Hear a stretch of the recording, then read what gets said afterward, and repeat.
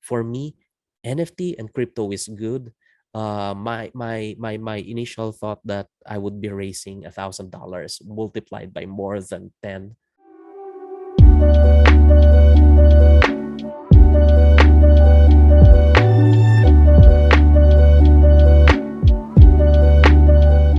Yeah, man. Basically, we'd like to get to know a little bit more about you, Dexter. So go ahead and let us know a little bit more about yourself. Where are you from? Let's start there. Yeah, my name is Dexter, and I'm from the Philippines. And right now, I am running my YouTube channel, and currently at 70,000 plus subscribers. And funny that that number actually spiked when I transitioned into the NFT play to earn scene or niche. My channel is actually around 6 to 7 years old, and had like 300, 400 subscribers before July or something like July, before I entered the NFT gaming niche.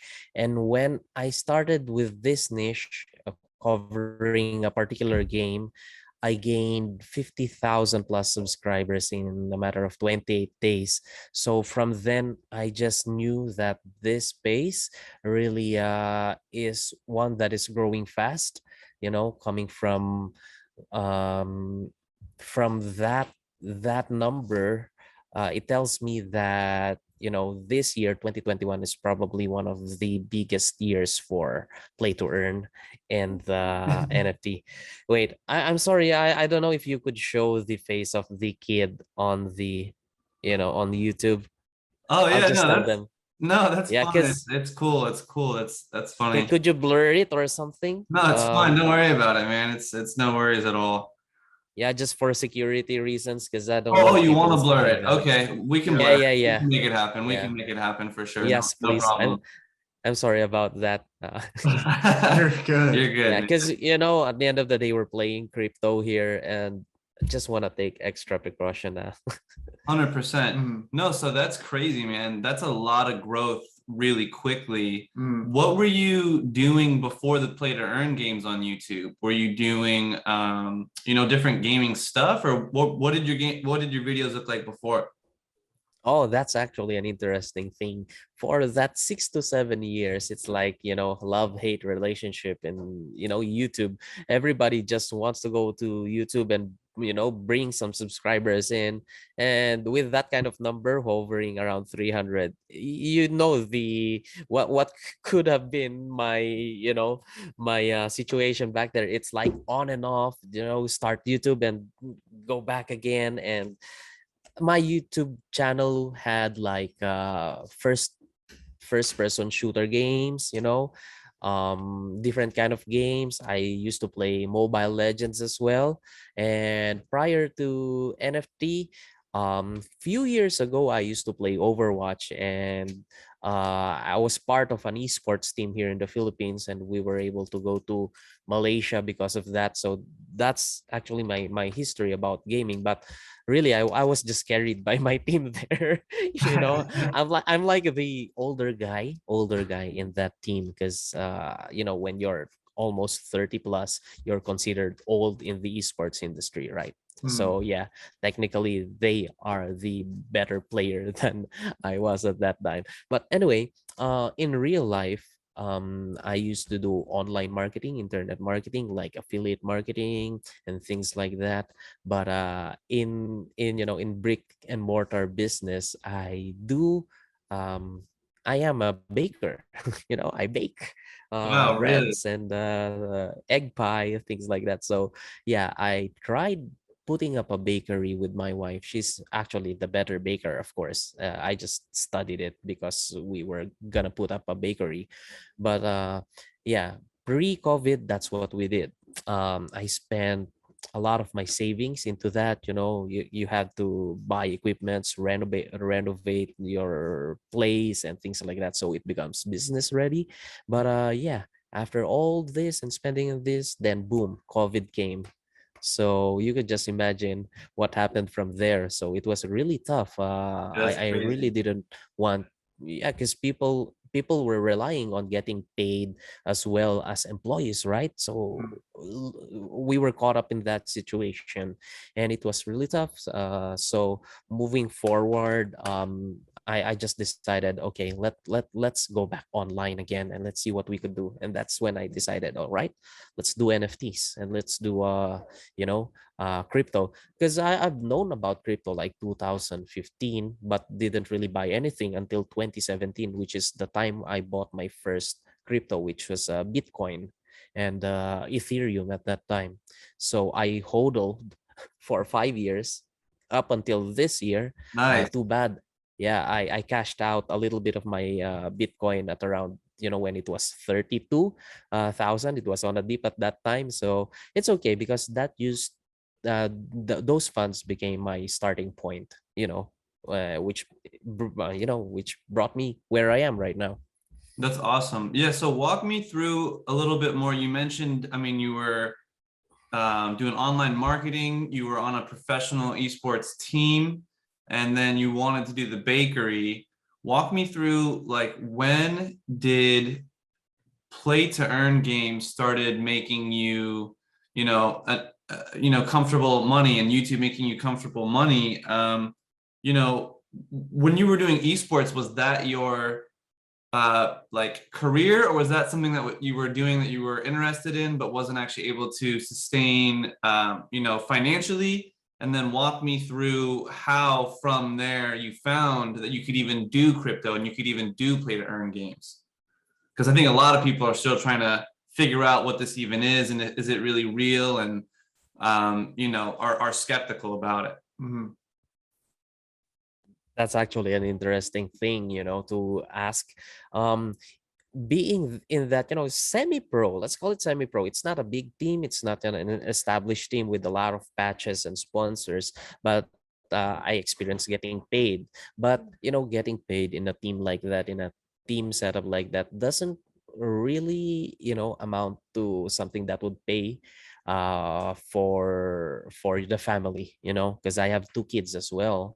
I have they are young, they go to school, tuition fee and things like that, things you have to. So esports wasn't really, let's just put it this way, I'm not at that level that gets paid enough. I'm not, Yeah. my skill isn't enough. Yeah, because it's a competitive world. It really is. And the amount of work you have to put in order to really go there is really a lot. 12 hours, 16 hours of practice, it's what's required, right? So Yeah. yeah. I've, And I've coming heard from about the that. Sorry to cut you off, but I know the Valorant Championship was just recently. I don't know if you were familiar with that game or watching it at all. I actually don't even play that game, but however I found it online, and like Mikey and I, we always have it on in the background when we're working. The Philippines actually had a pretty good team in there, X10C, I think it was called. But man, it is so entertaining. And I was also watching some documentaries, and they were talking, like you were saying, the thing about professional sports is your body gets tired. So even if you want to go professional, maybe you work out and you practice 6 hours a day, but at a certain point, your body gives out and you need to give your body rest. Whereas with esports, you can go 8, 10, 12 hours. So that's what's expected. So I can't even imagine how crazy that is in such a competitive world to make a living that way. True, true, true. And of course, the online marketing, where I used to do, product launches. We do information marketing, like we shoot videos, informational videos, or create ebooks and sell it online before. Yeah, that was a good run there. But eventually, I'm the kind of person that gets tired of doing things repeatedly Mm. over and over again. It was a good venture up until I got slapped by PayPal, which was a very critical part there in my business that time. I had some money taken by that company. I just bleep the name of the company if needed. Sure. But yeah, I got my money hostaged by them, which is really really sour in my opinion. So yeah, that's why I had to start the bakery in the first place and put my savings there. But then COVID came, so necessity, Yeah. comes into play, and that's when, all right, let's see what's happening. And then you hear about Axie, right? Axie becoming more popular during that time, June, July. It was like, it was there. The peak of its fame at that time. And you know what's funny? I'm not 100% sure if this is the how it went through, but around December last year, even before the spike of Axie, my eldest daughter came holding my phone and, Dad, look at this game pace. And I was like, huh, what's that? I didn't pay attention. All right. So a few months came, and then I was seeing Axie over and over again on social media and everywhere. And I was like, hey, I had this like, didn't my daughter show me this thing like a few months ago? And I wanted to bang my head on the wall, because if it was the case, I would have gotten at a good price on Axie. You know what I mean? Before the hype was there Yeah. at the top, before the all-time high was there. So yeah, so my first gig with Play to Earn is actually being a scholar of Axie. So I had this friend whom I've known for quite some time already, and yeah, I saw him post about, if you know how to play, you could probably message here or put something in this post on Facebook, and then let's see. So to cut the long story short, I asked him about it, and I asked him if I could play for him, and yeah, that's it. I started as an Axie scholar at around July. You know what's funny? I did enter Axie at the start of the Hell Week of Axie. When people couldn't get in, people couldn't play, everything. I was there day one of playing as a scholar, was day one of Hell Week for Axie. So you could just imagine. But yeah, it has been a great ride and a bittersweet ride overall up until now. So how many days have passed? Probably 4 months, five. I don't know. Yeah. Yeah. Mm. Walk me through how big Axie Infinity and Play to Earn games are in the Philippines. I mean, if you do a quick Google Trends search of Play to Earn games, it'll show you how popular that word is across the globe. And if you do, at least at the time of this recording, it's so popular in the Philippines. Do you know why that is? And also walk me through like what it's like over there, how big actually it is. Because over here, it's definitely people are still trying to figure out if it's even real. Mhm. Yeah. So what's interesting about the Philippines is that the payout of Axie is actually something that would add substantially on a day-to-day basis of a family's expenses.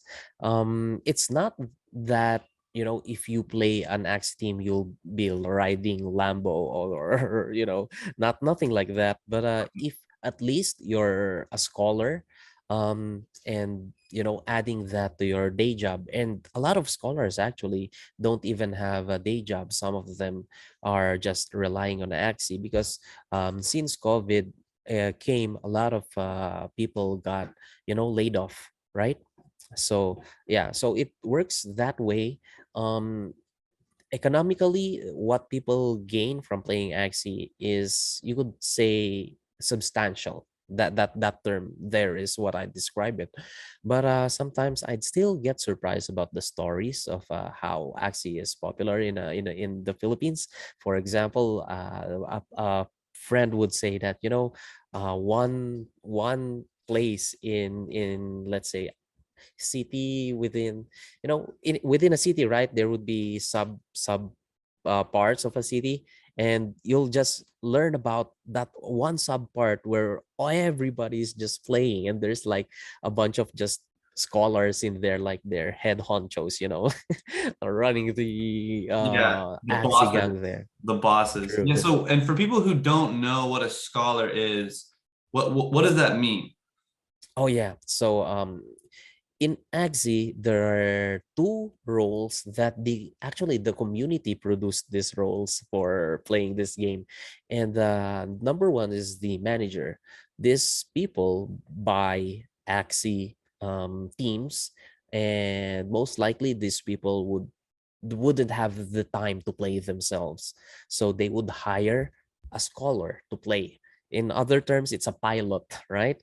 But this pilot or scholar would get a portion of the earnings from that account.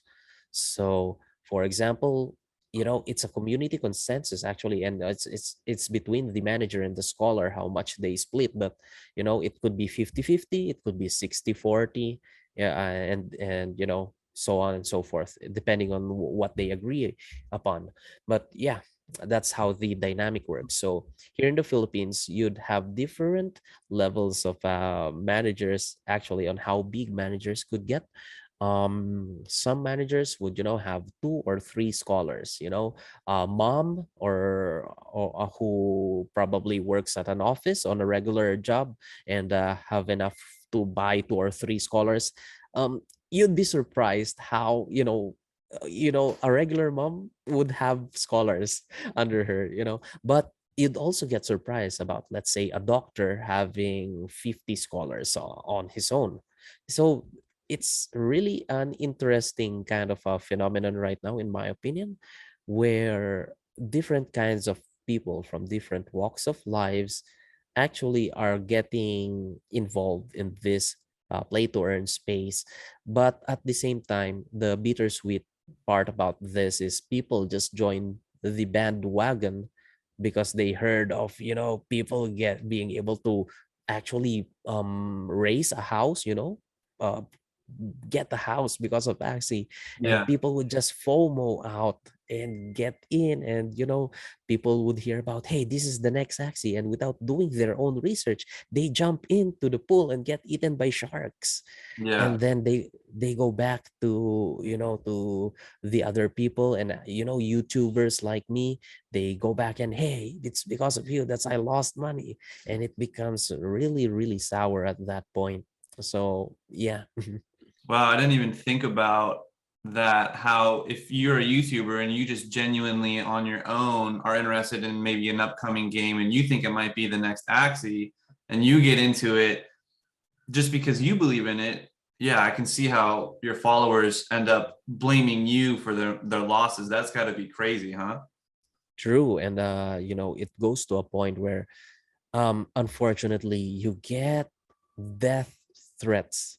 I don't Wow. know how level, if those are empty threats, but I've gotten messages that way, which to me is, it's it's I believe that crypto space is really good, and people might look at he's a simple YouTuber, what's hard being a YouTuber. Isn't that a dream job? Isn't that a walk in the park? And the truth is, it is not, because the weight of your shoulders becomes really really heavy when, for example, you genuinely, like you mentioned, right, you genuinely thought that this project would go, and you got used, and it goes it does the unthinkable, it rugs, Yeah. Yeah. so things like that. So um it looks dandy and good outside being a YouTuber on this space, but yeah, it comes with a Mm, lot of pros and cons as yeah. well, which Responsibilities. Yeah. Walk me through something. I mean, obviously, there's some bad things that can happen with crypto being so new and play to earn games being so new and all this being so unregulated. You mentioned rug pulls, these scams where game developers might even not be public and will take your money and run away. So that's the dark side of it that you hear about in the news. What is the most interesting or the most empowering story of play to earn games that you have, or that somebody something about, like you mentioned, a doctor having 50 scholars? Like, what's some of the pros, some of the most interesting things that have happened from play to earn games? Oh, that is really, really nice question. At the most basic of stuff, it happens across across the space right now, is regular people having extra money just to buy things they need and things they want, right? So that's basic. But in my channel, in Dexter Plays PH channel, one thing that happened like around October was there was a storm, a typhoon. Let's call it's a typhoon here in the Philippines. It was just an overnight typhoon, but it really gave us, if you measure it, if you measure the amount of water that came in with that typhoon, it was like, for that day, it was like record breaking. So there were landslides over here because I live up north in the Philippines, right? Mountainous area. There's landslides. People died on a mountainous area. For it to get flooded, that means something, right? Yeah. So we had flood here, and it happens for a day. I saw those posts on Facebook, and I was thinking like, all right, I'm in the NFT world. Why don't I do a 10-hour charity stream? And that's where the story started, right? So I did a 10-hour charity stream, thinking that I would be able to raise a few thousand pesos, probably $1,000. That's what I was thinking, $1,000, and I would be able to send this for a quick relief donation for whatever, right? And this is where it gets interesting, right? So I did that 10-hour stream straight. I was really scared about doing it because physically 10 hours on stream is not, easy. I No didn't even joke. think I Mm. was mentally prepared for it and physically prepared for it. But yeah, I just did it anyway. And what really happened was, at the end, people just participated, and the projects that I helped promote in the past came in like, hey, I heard you're doing a charity here. We're donating this and that. They donated tokens, some donated NFTs. So I did this auction, right? I created this own NFT art, and I auctioned it for the giveaway. For the charity. And it was paired with another NFT from a famous project right now, and it sold for 9 BNB. So at the end of everything, up until now, what happened last October is still reverberating up until now. We've given out on one round 2,000 food packs, and on another round another 2,000 relief packs. And we were traveling like 2 hours, 3 hours, mountainous area, delivering it ourselves. I haven't really put out a video about it, but I have some footages here, probably gonna make it a vlog out of them so people would know where their money went. But yeah, for me, NFT and crypto is good. My initial thought that I would be raising $1,000 multiplied by more than 10. And Wow. yeah, and in the coming days, we're looking at putting a roof on this school that had has that caters to blind. And there's a part of that school where it's open, and when it rains, of course, if you're blind and it's a pathway, you're gonna get wet because it's a stairway. You have to really go slow. So that's the project that we're looking at next, and all thanks to crypto. So for me, there are bad things about crypto, but they could be avoided. Losses could be avoided, and it's not 100% that you're always going to win within your trades, but you just have to manage everything. And if you are able to really understand and not cry about losses because you experienced your first loss, there are places to go with crypto. And it just so happened that without really planning on being able to do this charity works because of crypto, it's like an accidental thing. So I just, people hate me, people love me in my channel, because truth be told, a lot of people hate me as well. Mm. Because yeah, because one of the biggest games that brought me that big numbers is, I don't know if I can mention it, just bleep it out if you need to. It was Crypto Blades, and it was the hottest game at that time. And as of, it came to a point where around August, the rewards was cut off for everybody.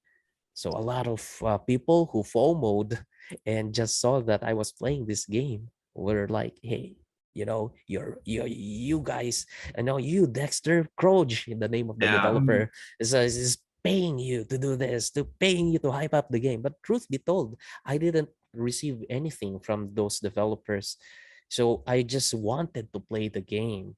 Although it's, it's not a secret for people to know that, YouTubers like me, we would sometimes get compensated for, reviewing or promoting a certain project.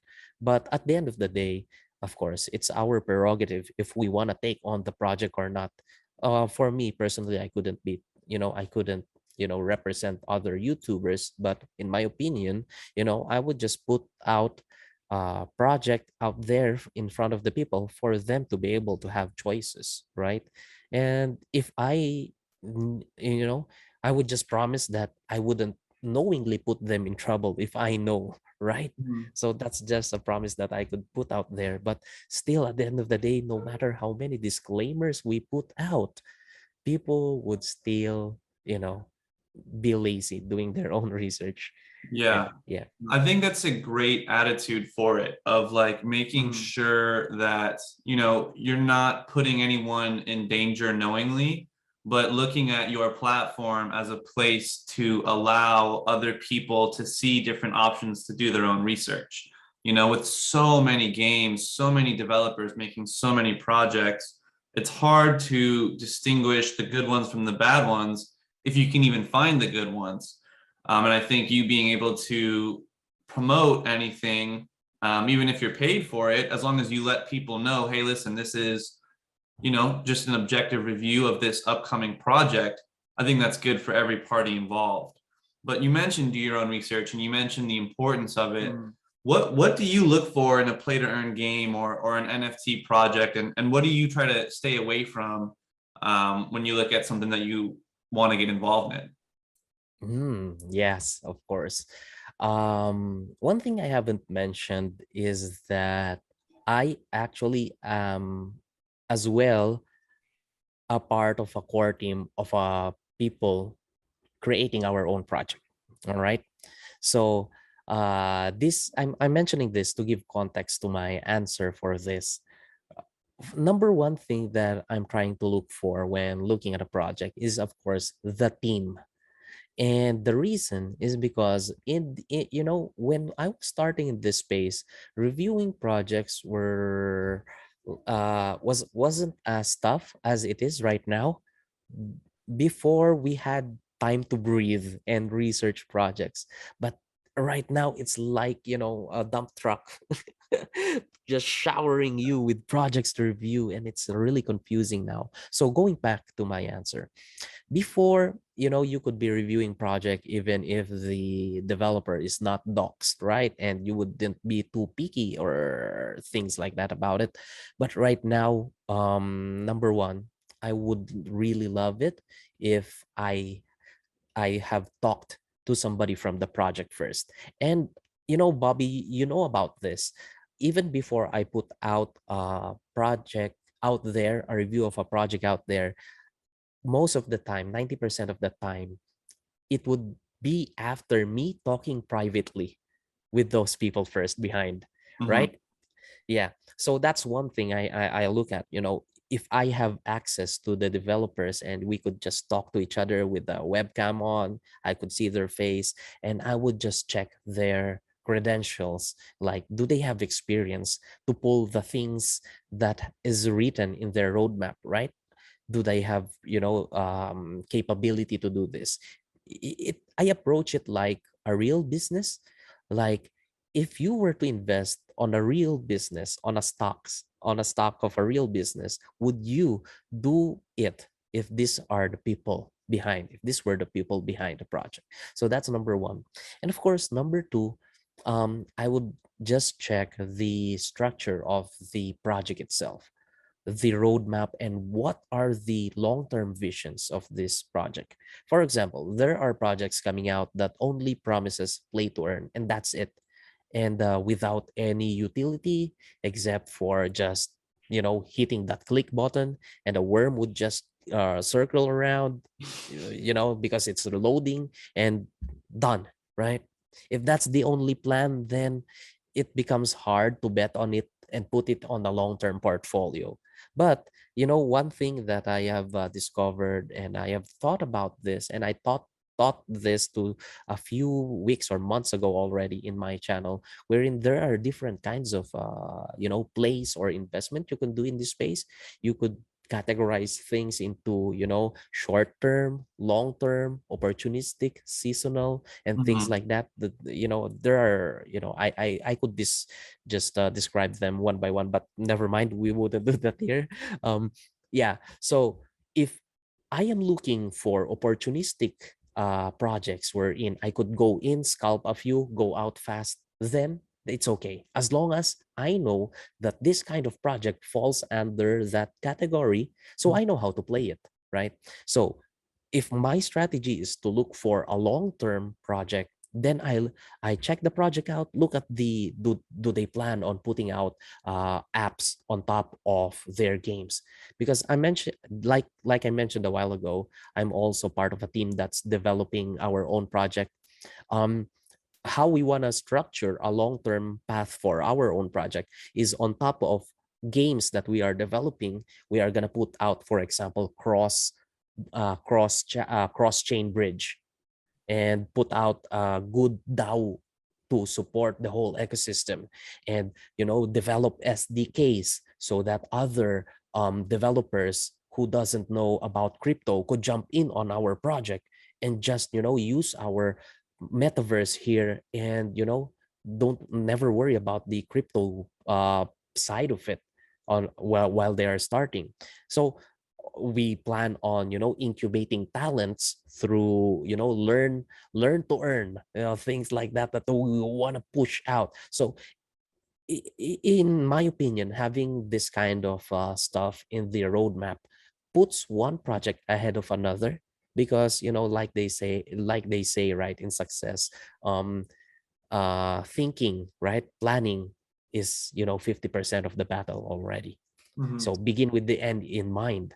If a project could begin with the end in mind, and like show that, hey, this is our roadmap, this is where we want to go, we want to be here 3 4 5 years from now, then I'm gonna go to that project and put it on my portfolio under the long term category. But if, let's say, I'm looking for seasonal projects, for example, what do we mean by seasonal projects? For example, a project that comes out hot only during December or holidays of December, right? A Christmas themed project, for example, right? So who knows how much money I could make with this project 6 months after Christmas, because it's seasonal. Right. So it doesn't make sense. So if I'm looking for something seasonal, then that's how I would approach looking at the project. So number one, the team. Number two, the roadmap, of course. Where do they want to take the project? And number three, of course, matching that roadmap and the ecosystem to what kind of investment I want, what kind of category, let's just put it that way, what category I want to put it in my portfolio. Yeah, no, that's great. That was a great rundown. I think a lot of people here do your own research, but they don't really know where to start and they don't really know what they want to be looking for. So I think that was actually really helpful for a lot of people. Which projects or coins or games are you most interested in right now? I mean, I know you mentioned you're working on one, which sounds, pretty exciting, and it sounds like you guys are really focusing on legitimate utility. But outside of that, which games, which projects are you just are pique your interest the most right now, out of curiosity? All right.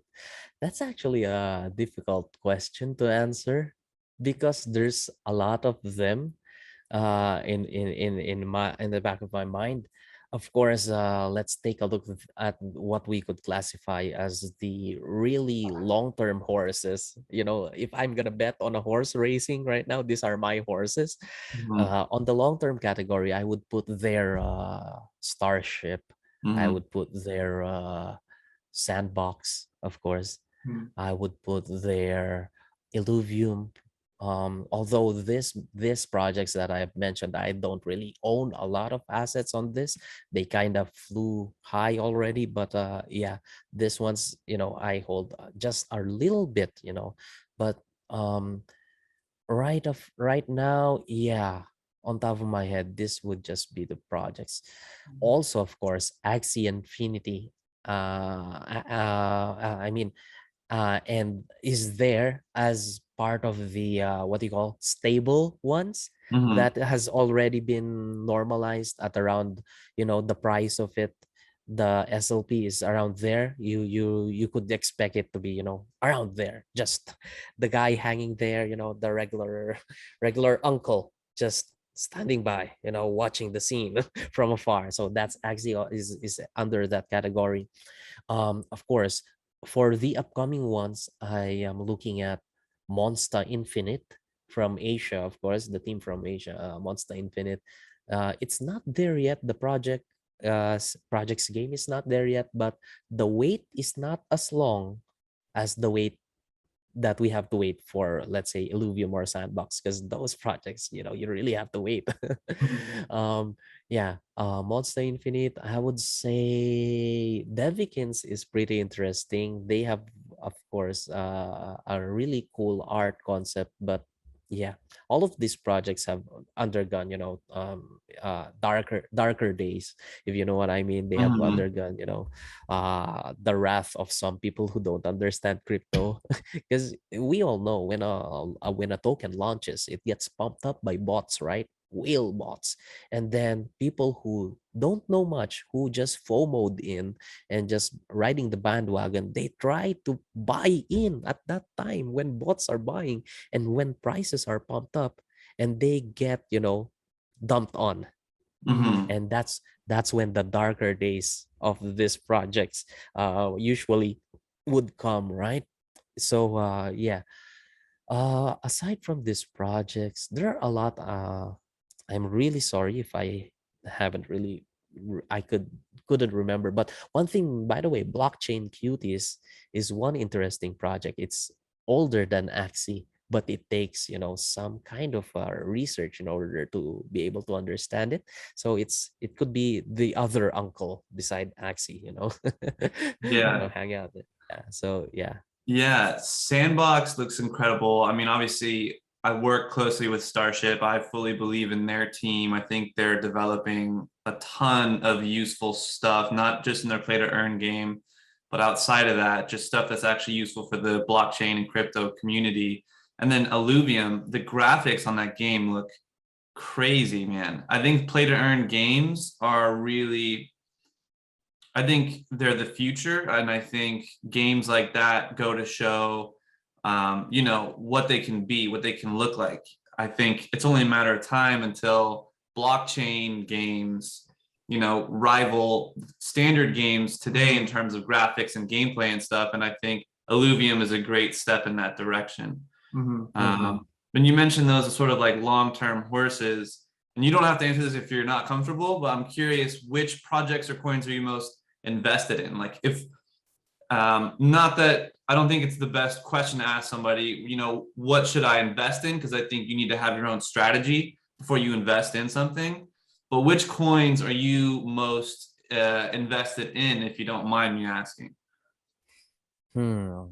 I'm looking at um not really like investing heavily and buying aping on these coins, but if I have the chance to get them, I would get them. Of course, let's start with Sol Mm-hmm. and ADA, of course. Pocketing a few matic there just for transaction, because I believe Polygon will be playing a big role because of 2022 updates under Ethereum. That's why our project is sitting under Polygon as well. So these are like the basics, but right now I'm more at the space where I look for early sales coming from early play to earn games.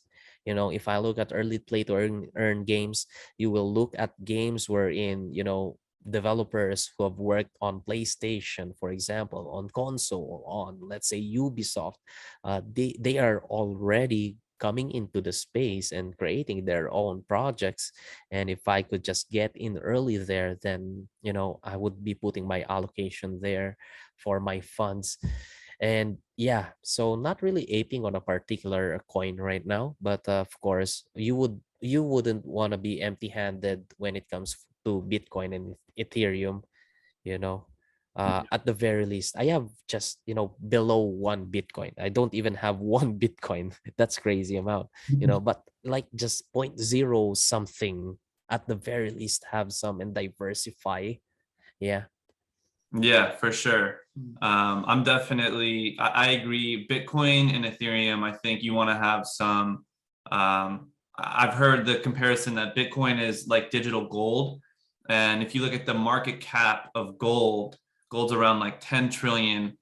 Don't quote me on this. I don't know off the top of my head, but I think it's around 10 trillion. And I think Bitcoin, as of this recording right now, it would be 10x that to be there. So the theory would be, if Bitcoin gets to be the market cap of gold, and granted that might take 10 years, but that's 10x your money, and so that's definitely a smart long-term play. Obviously, that's the bread and butter go-to of the space. But yeah, no, I mean, Dexter, I think this was really interesting. I think we covered a lot of stuff.